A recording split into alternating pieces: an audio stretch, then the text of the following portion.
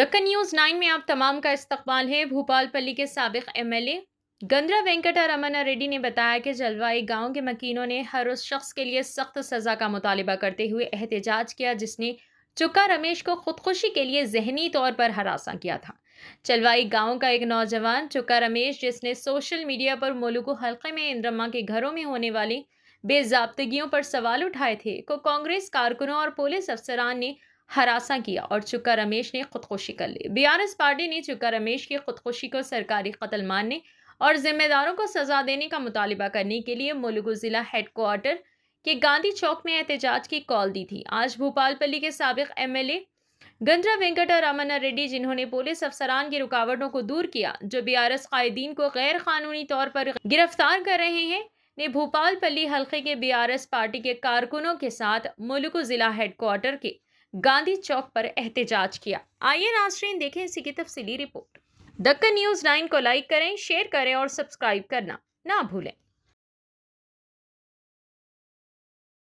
Police అధికారులు Congress party నాయకులు అతన్ని ఒక రకంగా భయానికి గురి చేస్తే అతను ఆత్మహత్య చేసుకొని చనిపోవడం జరిగింది.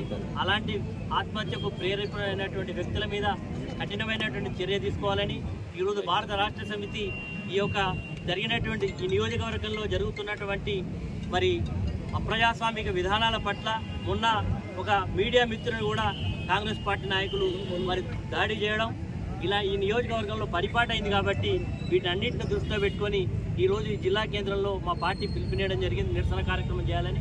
కానీ దీన్ని అడ్డుకోవడం కొరకు ఉదయం నుంచే పోలీస్ అధికారులు మా నాయకులందరినీ కూడా ఎక్కడికక్కడ అరెస్ట్ చేయడం, గృహ నిర్బంధాలు చేపట్టడం మరి అన్నీ కూడా చేపడుతున్నారు. కాబట్టి ఇది ప్రజాస్వామ్య స్ఫూర్తికి విరుద్ధం. నిరసన జరిగేటువంటి హక్కు రాజ్యాంగం కల్పించినటువంటి హక్కు. కానీ ఈరోజు అలాంటివి చేయకుండా మరి పోలీసులు ఈ రకంగా వివరిస్తున్న దాన్ని నిరసిస్తున్నాం. తప్పకుండా ప్రజాస్వామ్యం పరిరక్షించబడాలంటే నిరసన తెలియజేసుకునే హక్కును కూడా పోలీసులు కాపాడాలి. ఈరోజు మీడియాకు స్వేచ్ఛ లేదు, ప్రజలకు స్వేచ్ఛ లేదు, మాట్లాడే వ్యక్తికి స్వేచ్ఛ లేదు. కాబట్టి ఈ ప్రభుత్వం అప్రజాస్వామికంగా ప్రజాస్వామ్యాన్ని ప్రభుత్వాన్ని నడపాలని చూస్తున్నది. ఇచ్చిన హామీలు నెరవేర్చలేకుండా ఈరోజు ఇల్లు ఇస్తామని చెప్పి 2 సంవత్సరాలు ఊరిస్తున్నది. ఇప్పటికే పోలీసులు అంటే చులకనైతా ఉన్నది. మీరు ఈ రకంగా చేస్తే పోలీసు వ్యవస్థ పైన నమ్మకం పోయే అవకాశం ఉంటుంది. కాబట్టి ఇలాంటి చర్యలు చేయబడ్డది. మరి ఈ సందర్భంగా పోలీసు అధికారులకు విజ్ఞప్తి చేస్తా ఉన్నాం. జై తెలంగాణ.